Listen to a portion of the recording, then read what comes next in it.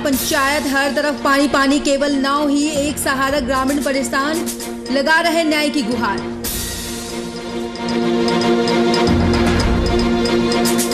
मुजफ्फरपुर में central bank of India की पहल, रेपुरा गांव में कैंप लगाकर दिया ऋण, किसानों स्वयं सहायक समूह स्टैंड अप इंडिया का लाभार्थियों को सौगात। मधेपुरा के मुरलीगंज में सीओ की मनमानी, जमीन संबंधी समस्याओं को लेकर लोग परेशान, अंचल कार्यालय का चक्कर काट रहे लोग।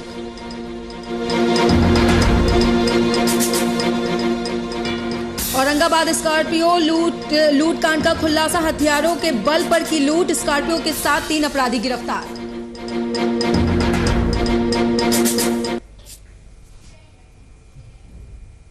नमस्कार, मैं हूं शिखा। तो चलिए रुख करते हैं खबरों की ओर। बात एक ऐसी पंचायत की जिसके चारों ओर पानी ही पानी है। सड़क के ऊपर 2 से 6 फुट पानी भरा है। आने और जाने का भी रास्ता बंद है। केवल एक ही सहारा नाव बचा है। जी हां, ये कोई कहानी नहीं है, बल्कि करहारा पंचायत की वर्तमान स्थिति है। चारों ओर धौंसा नदी से करहारा पंचायत घिरा हुआ है। वहीं ग्रामीण को बहुत ही परेशानियों का सामना करना पड़ता है। आपको बताते चले कि पंचायत की सुनने वाला कोई भी नहीं है। वहीं ग्रामीण अपने अपने घरों में ही रहने की को लेकर विवश है, क्योंकि बधार से लेकर सड़क तक सभी जलमग्न हो चुके हैं। फिर भी प्रशासन की नजर में करहार में बाढ़ नहीं है, जिसके कारण पंचायतवासी आपदा के समय में भी लाभ से वंचित है। लाभ देने तो दूर, कुंभकर्णी नींद में सोई अंचल से लेकर जिला तक प्रशासन भी करहारा पंचायत वासियों को दुखड़ा सुनाने को तैयार नहीं है। जब पंचायतवासी अधिकारियों को फोन करते हैं तो कहा जाता है कि बेनीपट्टी में कहीं बाढ़ नहीं है।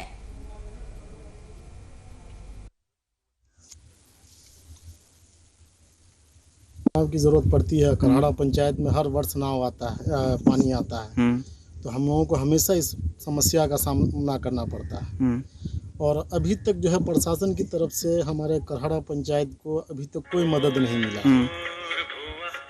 मतलब सीओ को भी हम लोग कितनी बार मीटिंग में भी इस बात को रखे हम लोग, और अभी तक कोई मदद नहीं है। जीआर राशि भी नहीं आई है, न कुछ लोगों का घर द्वार गिर गया है, पन्नी का भी व्यवस्था नहीं है, कुछ नहीं है। ऐसा लगता है कि करहारा पंचायत हिंदुस्तान में है कि नहीं ये भी पता। साथ का टाइम है, हमेशा 3 महीना से हम लोग सैलाब में जूझ रहे हैं। अच्छा जी, एक मरतबा पहले, उसके बाद बीच में फिर अभी है, जो आप जो है देख रहे हैं नज़र के सामने। लोगों का आना जाना बहुत मुश्किल हो गया हुआ है और बहुत परेशानी में, बल्कि करहारा पंचायत बहुत परेशानी में। अच्छा, इसमें करहारा, सोरौल, बिरदीपुर जी, एकदम लोग जो है इसी परेशानी से जूझ रहे हैं। किसी तरह का कोई जो है राहत नहीं मिल रही है।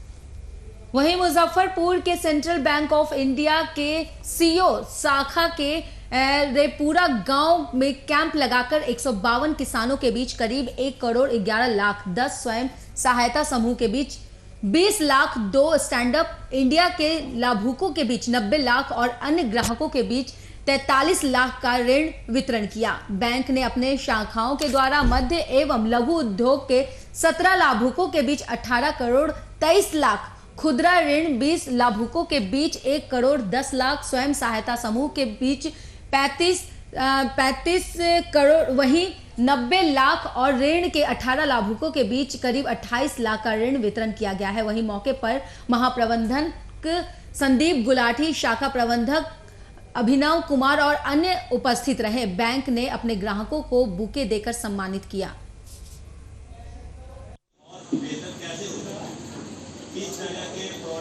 आयोजन हम लोगों ने किया था हमारे कॉर्पोरेट ऑफिस के। संपर्क की जरूरत तब पड़ती है जब साथ लगे कि दूरी बढ़ रही है या साथ छूट रहा है, तभी फिर अगर सेंट्रल बैंक आपका मदद करना चाहता है तो आप। मेरा नाम संजीव कुमार है, मैं सहायक प्रबंधक। और बेहतर कैसे होगा? किस तरह के प्रॉब्लम आपको? आयोजन हम लोगों ने किया था हमारे कॉर्पोरेट ऑफिस के। संपर्क की जरूरत तब पड़ती है जब साथ लगे कि दूरी बढ़ रही है या साथ छूट रहा है, तभी फिर।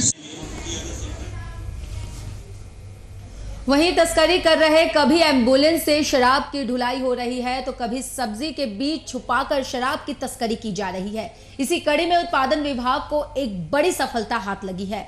सारण उत्पादन विभाग की टीम ने डोरीगंज में स्थित वीर कुंवर सिंह सेतु के पास गुप्त सूचना के आधार पर दूध ढोने वाली टैंकर को रोककर तलाशी ली। तलाशी करने के दौरान टैंकर में भारी मात्रा में अवैध अंग्रेजी शराब मिली है। वहीं बरामद शराब की कीमत 10 लाख से अधिक बताई जा रही है। इसके साथ ही चालक को भी गिरफ्तार कर लिया गया है। उत्पाद अधीक्षक रजनीश कुमार ने बताया है कि गुप्त सूचना के आधार पर छपरा सोनपुर मुख्य मार्ग पर छापेमारी अभियान चलाया गया। इस दौरान मुख्य मार्ग पर कंटेनर को रुकवाकर तलाशी ली गई तो उसके अंदर भारी मात्रा में अंग्रेजी शराब बरामद किया गया है। निकल रहा है नहीं निकलेगा, सूखा हुआ है, कुछ सड़ गया है ऊपर।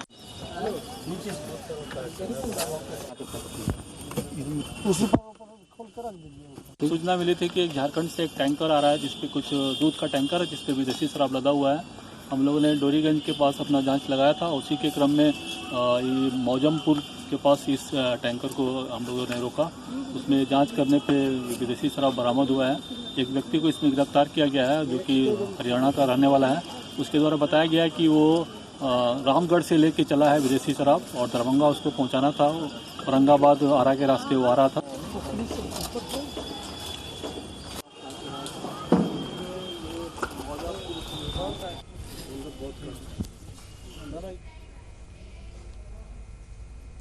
वहीं भागलपुर में अपराधियों का ग्राफ इस कदर बढ़ता जा रहा है कि पुलिस भी उन पर नकेल नहीं कस पा रही। वहीं भागलपुर शहर के आसपास के इलाकों में हर सप्ताह एक बड़ी घटना देखने को मिल रही है। शायद अपराधियों को प्रशासन का थोड़ा भी खौफ नहीं है। ताजा मामला भागलपुर के ततारपुर से है, जहां बेखौफ अपराधियों ने युवक को कॉल करके घर से बाहर बुलाया और गोलियों से भून डाला।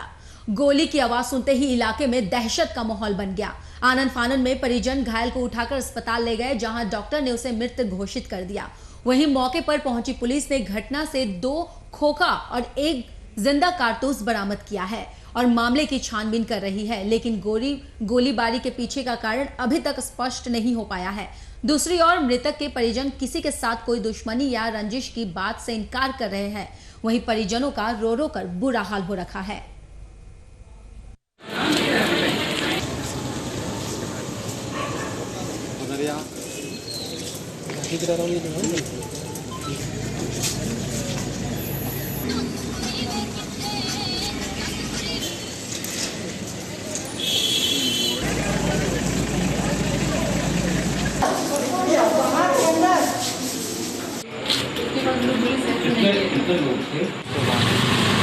लाइट बा इतना कम है ना, क्या जैसे घर से बुला के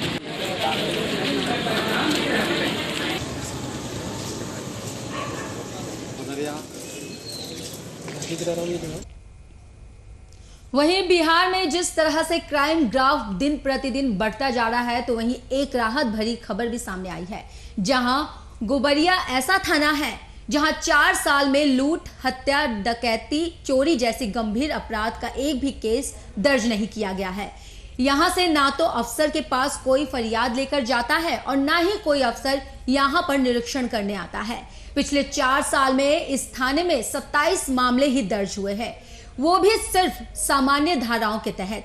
ये थाना रामनगर प्रखंड के अंतर्गत आता है, जिसमें 2 पंचायत है। इन 2 पंचायत में 26 गांव है।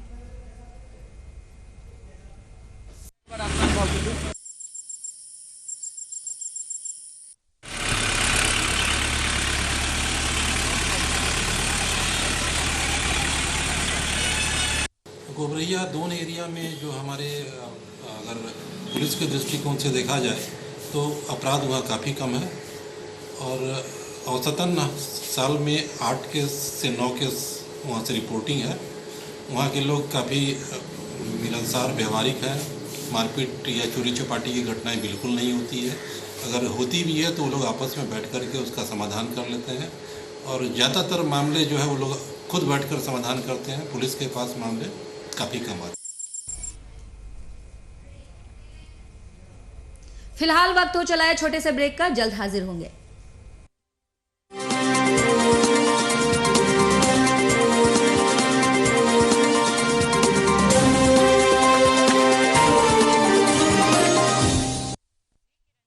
वहीं अगली खबर मधेपुर से है, जहां मुरलीगंज में सीओ साहब की बड़ी मनमानी सामने आई है। आपको बता दें कि मधेपुरा जिले के मुरलीगंज में जमीन संबंधित विभिन्न समस्याओं को लेकर लोग काफी परेशान हैं। अंचल कार्यालय का चक्कर काट रहे लोग जमीन संबंधित अलग अलग समस्याओं को दूर करने को लेकर परेशान हो चुके हैं।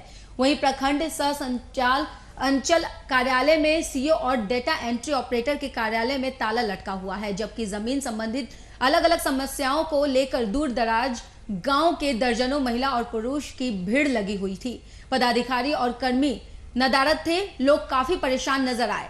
वहीं लोगों का कहना था कि कई महीनों से अंचल कार्यालय का चक्कर काट रहे हैं, लेकिन समस्या दूर नहीं हो रही। पदाधिकारी और डेटा एंट्री ऑपरेटर मिलते ही नहीं है, जब भी आते हैं तो कार्यालय में ताला लटका हुआ रहता है।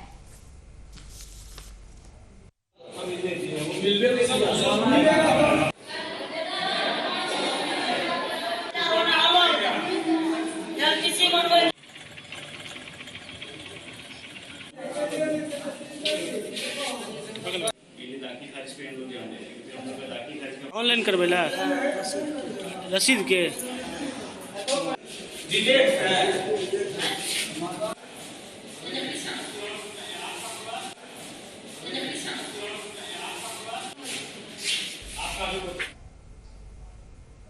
वहीं औरंगाबाद में लूटकांड का पुलिस ने खुलासा कर लिया है, जहां पहले स्कॉर्पियो बुक की, फिर थोड़ी दूर जाकर कनपट्टी पर हथियार सटाकर गाड़ी लूट ली थी। औरंगाबाद पुलिस ने कड़ी कार्रवाई करते हुए लूट की स्कॉर्पियो के साथ 3 अपराधियों को गिरफ्तार कर लिया है। इसके साथ ही अन्य फरार अपराधियों को गिरफ्तार के लिए छापेमारी की जा रही है। पुलिस ने सबसे पहले एक शातिर अपराधी रंजीत चौधरी को गिरफ्तारी कर रफीगंज कासमा रोड से की, जिसके निशानदेही पर अन्य 5 अपराधियों की गिरफ्तारी कर ली गई है। आपको बता दें कि छापेमारी के दौरान 3 अपराधी पुलिस को चकमा देकर फरार हो गए। गिरफ्तार अन्य 2 अपराधियों की पहचान रफीगंज के आशीष कुमार और फैसल के अनुज कुमार यादव के रूप में की गई है।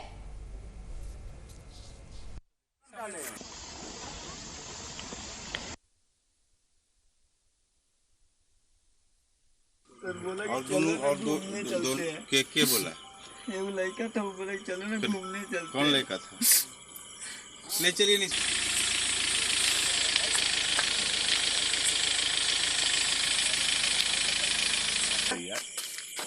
अभी दिनांक 1 को रफीगंज थाना क्षेत्र से एक इनोवा में 5 लोग और ड्राइवर ये बैठकर सासाराम गए।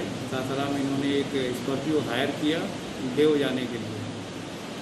रास्ते में इन्होंने रफीगंज एरिया में उस स्कॉर्पियो वाले को उतार दिया, पिस्टल दिखाकर उसकी गाड़ी लूट ली। फिर सूचना मिलने के बाद पूरे ज़िले में चेकिंग लगवाई गई और कसमा थाना में चेकिंग के दौरान ये गाड़ी पकड़ी गई। गाड़ी के साथ एक व्यक्ति पकड़ा गया, बाकी भागने में सफल हो गया।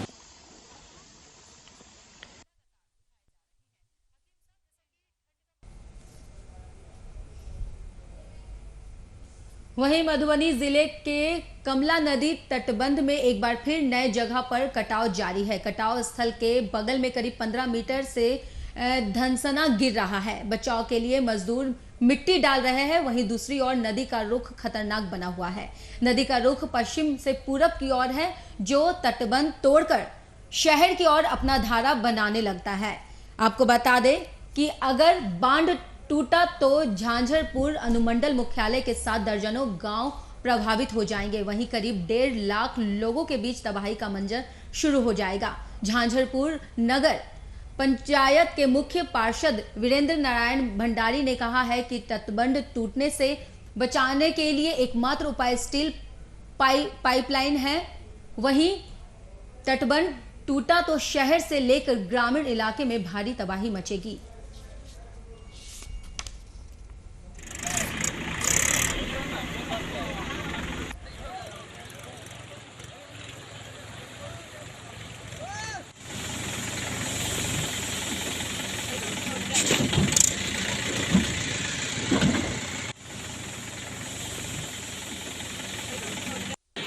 कि वहाँ नदी का मुख्य धारा हम लोग जैसे देखे हैं तो वहाँ बांध से टकराती है। इससे पहले भी विभाग तत्पर था काम करने के लिए, लेकिन पानी घटने के बाद फिर से वहाँ धंसना गिरना शुरू हुआ है।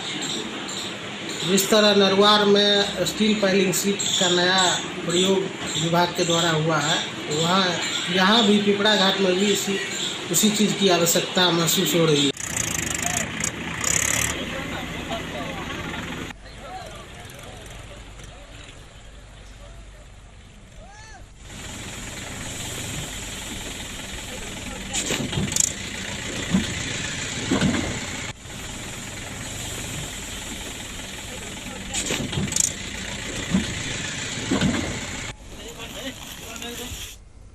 वहीं बगहा के सुखबन गांव में नवविवाहित के पेट में अचानक दर्द उठने पर बगहा के एक निजी अस्पताल में इलाज कराने के लिए ले जाया गया, जहां से उन्हें बेतिया के लिए रेफर कर दिया गया था। इसी दौरान रास्ते में ही उसकी मौत हो गई, जिसके बाद परिजन दाह संस्कार के लिए निवास स्थान से नारायणपुर घाट के लिए ले जा रहे थे। उसी दौरान मृतका के पिता ने अर्थी को रोक दिया। साथ में आए परिजन भी अर्थी को अनुमंडल के सामने रखकर आधे घंटे तक प्रदर्शन करने लगे।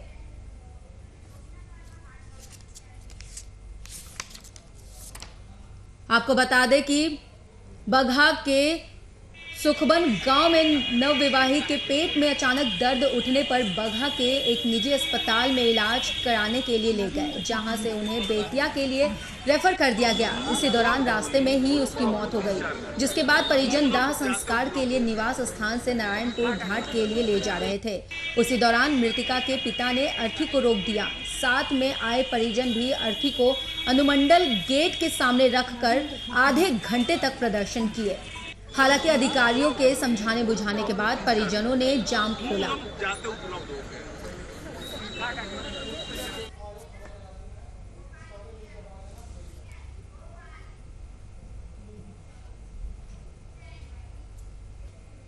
फिलहाल खबरों में बस इतना ही। मुझे इजाजत दें। नमस्कार।